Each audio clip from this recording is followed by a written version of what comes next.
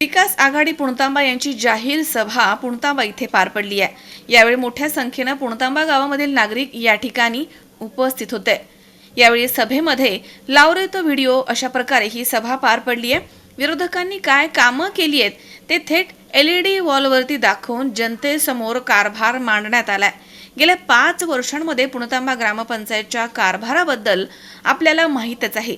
मंत्री राधाकृष्ण विखे पाटील तुमच्या सोबत होते। पुणतांबा गावामधील नागरिकांना वाटलं होतं मोठं नेतृत्व सोबत आहे, चांगलं काम करतील, मात्र आपण काम केलं नाही।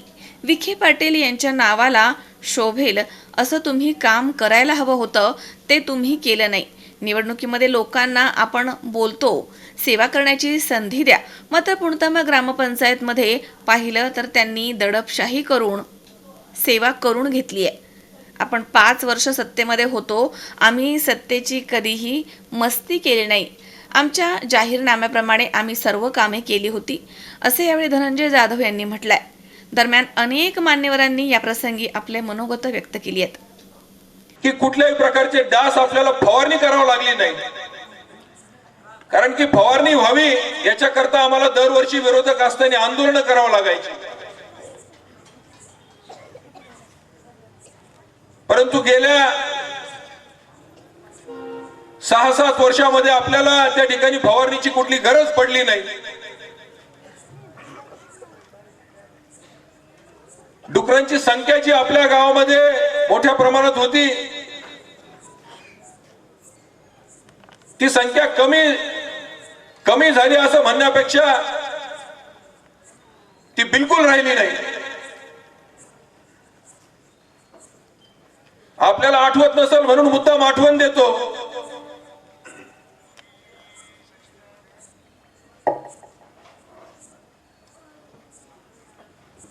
की आपल्या आधीच्या 5 वर्षामध्ये आपण जे पिण्याचं पाणी आपण पित होतो त्याचा अक्षरशः वास यायचा। तर संवाद करण्यासाठी मी या ठिकाणी उभा आहे।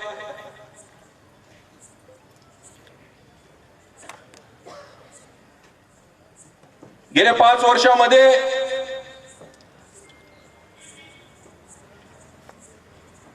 पुणतांब्याच्या ग्रामपंचायतीतला कारभार कसा आहे हा सर्वतोपर आपण बघितलेला आहे, आपल्या समोर आहे। आणि निवडणूक म्हटलं की आपण 5 वर्ष केलेल्या कामाची खऱ्या अर्थानं हा मतदार राजा त्या ठिकाणी आपल्याला पावती देत असतो।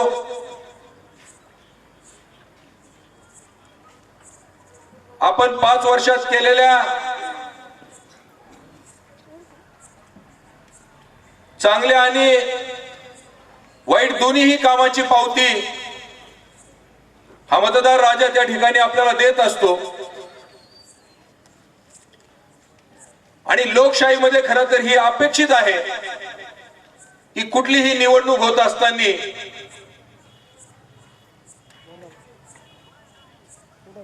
प्रत्येक मतदाराला त्याचं स्वतंत्र मत त्याला मांडण्याचा जो अधिकार भारतरत्न डॉक्टर बाबासाहेब आंबेडकरांनी आपल्याला दिलाय, तो खऱ्या अर्थानं विचारपूर्वक आणि काळजीपूर्वक बजावण्याचं खरं कर्तव्य मतदाराचं आहे। आणि निवडणुकीमध्ये कुठलीही दहशत नसावी, त्या मतदाराला मतदान करण्यासाठी त्याचं स्वतंत्र त्या ठिकाणी उपलब्ध करून देण्याची खरं तर आपल्या सगळ्या या पुणतांब्याच्या नेत्यांची त्या ठिकाणी जबाबदारी आहे।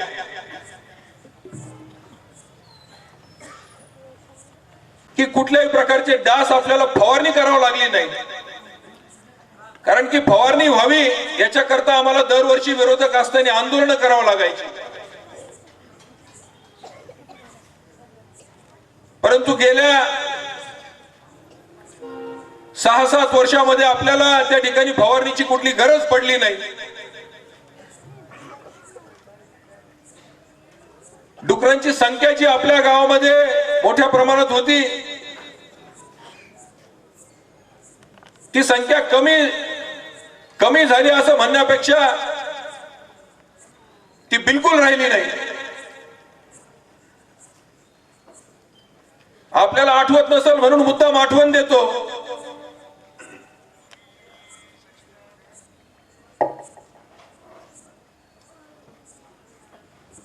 की आपल्या आधीच्या 5 वर्षामध्ये आपण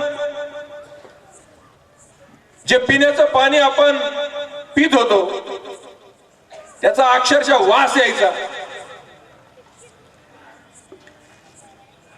करून घ्यायचंय, जिथं आपल्याला जागा मंजूर करून घ्यायची, जागा ताब्यात घ्यायची, शेवटच्या क्षणापर्यंत म्हणजे उद्घाटन करेपर्यंत, भूमिपूजन करेपर्यंत झगडत होते. का? मला सांगायचा उद्देश एवढाच, आजच सांगतो, परत सांगणार नाही. का? फक्त पुणतांब्याचा विकास होऊ द्यायचा नाही आणि सगळं काही थांबून घ्यायचं. मान्य तुम्ही थांबून घेतलं, पण 5 वर्षात तुम्ही सुद्धा पूर्ण केलं नाही. हे तुमचं दुर्भाग्य आहे. दुर्भाग्य नाही, हे जाणून बुजून केलेलं काम आहे. कारण गावाला वेठीच धरायचं, पाणी प्रश्न सुटला नाही पाहिजे. म्हणजे लोक आम्हाला विचारतील. आणि तुम्हाला एक सांगतो, आमच्या वडिलांपासून आमची भूमिका एकच. प्रश्न ह्या घडीला कधी सुटन, उद्या कधी सुटन, किंवा लवकरात लवकर कधी सुटन. माझं गाव आहे आणि मला गावाकरता काम करायचं आहे. तो गावाचा प्रश्न आहे. या दृष्टीने आमचे वडील असतील, मी असेल, 98 ते 2003 मी पण काम केलेलं या गावात. आणि आता गेली 10 ते 15 वर्षापासून धनुभाऊ देखील या ठिकाणी काम करतायत, धनु काका या ठिकाणी काम करतायत. पण एकच जिद्द, ही घराण्याची, म्हणजे एक भूषण म्हणून नाही सांगत, पण ही घराण्याची आमची खानदानी सवय आहे की प्रश्न सोडवायचे, गावाकरता, गावाच्या विकासाकरता जीवाचं रान करायचं, रात्रीचा दिवस करायचा आणि या गावाचा विकास करायचा. माझ्या प्रत्येक घटकाचा या ठिकाणी प्रश्न सुटला पाहिजे, याच्याकरता तळमळ करायची. हा इतिहास तुमच्या समोर आहे. तेव्हा हे जे आता चालू आहे ना, एवढायचं काम, काय मला भीती वाटत होती.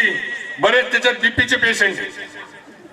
अरे बाबा, सत्ता आणि पैसा मिळवाय करता स्वतःला त्रास करून घेऊ नका. काय लोकांना इतिहास माहिती आहे. 5 वर्ष तुम्हाला दिसलं नाही, आज जिवळायला सुरुवात झाली. काय कारण? का घासा फोडायची वेळ आली? माझा आवाज तसा आहे बरं का, मी घासा नाही फोडली. का घासा फोडायची वेळ आली? तर त्याला कारण फक्त हे स्वतः आहे, कुठलंच नाही. जमीन मंजूर करताना आदरणीय आपले माजी मंत्री, महसूल मंत्री बाळासाहेब थोरात होते. काय हे त्यांना जाऊन भेटले, देऊ नका. त्यांनी यांना तोंडावर सांगितलं, अरे बाबा, तुमच्या गावचा विषय आहे, तुम्ही असा विरोध करू नका. हे त्यांना सांगायची वेळ आली. इतके आता काय शब्द नाही वापरत. काय? कारण यांना तेवढंच लागतं, शब्द नाही वापरीत. इतके म्हणजे काय असतील ते असतील. सांगायचं एकच तात्पर्य की हे बघ, एक दिवस ऐकायला मिळालं तात्याची विजेची युती व्हायची. ठीक आहे, 3 पॅनल झाले.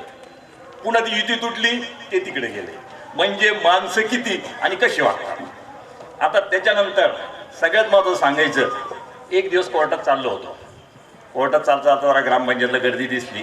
काय म्हणजे सत्कार आहे. म्हणलं कोणाच सत्कार आहे? काही झालं नाही. तो महेश एका बाजूला राजू थोरात, तो अजगर हाड, मध्ये डॉक्टर. सत्कार कसलाय काय सांगता येईल नाही. अरे तुम्हाला सत्कार करायचा तर ते चिक्कू विकणारे बंडूची पोरगी MBBS ला गेली, त्याचा सत्कार करा. तुम्हाला सत्कार करायचा तर बाजारात भांगडे विकणारे पोरगा MBBS झाला, त्याचा सत्कार करा. चव्हाण टेलरची पोरगी CA पास झाली, त्याचा सत्कार करा. बापूचा नातू CA झाला, त्याचा सत्कार करा. पुरण गाऊन सायकलवर येणारी पोरगी RTO झाली, त्याचा सत्कार करा. त्यांना प्रोत्साहन द्या.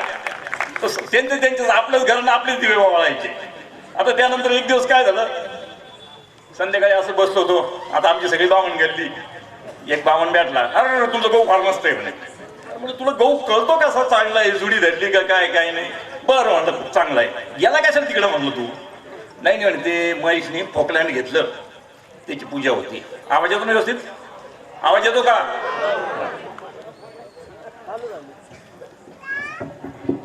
देवानी मूर्ती जास्त दिली काय का.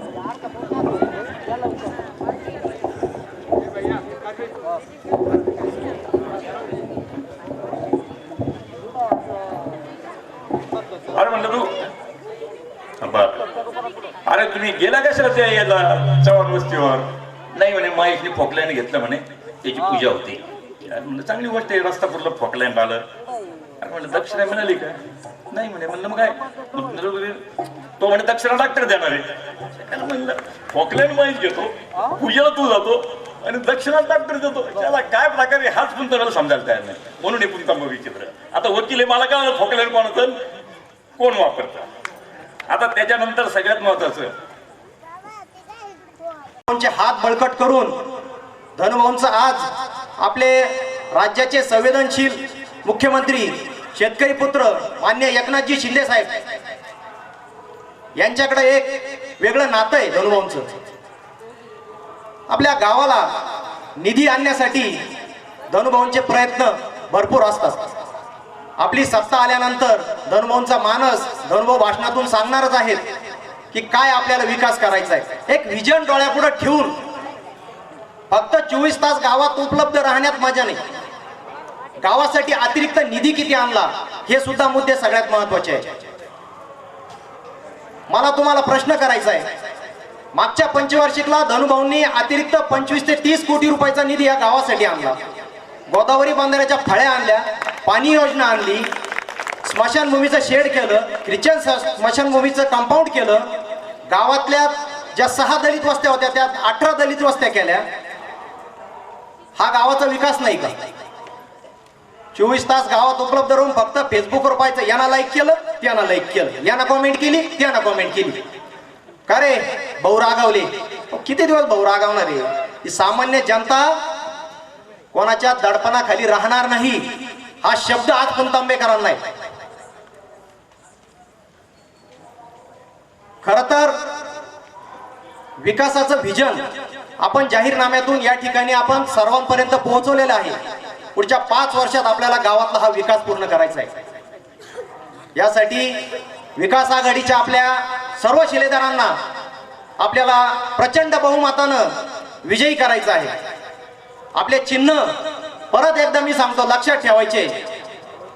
छत्री, किटली, स्टूल आणि छताचा पंखा, या व्यतिरिक्त काही लक्षात नाही ठेवायचं. आपल्याला कोण उमेदवाराचं नाव पाहायचं नाही, काही नाही पाहायचं, चिन्ह पाहायचं, बटन दाबायचं. एवढे बोलून मी माझे 2 शब्द संपवतो. धन्यवाद. यानंतर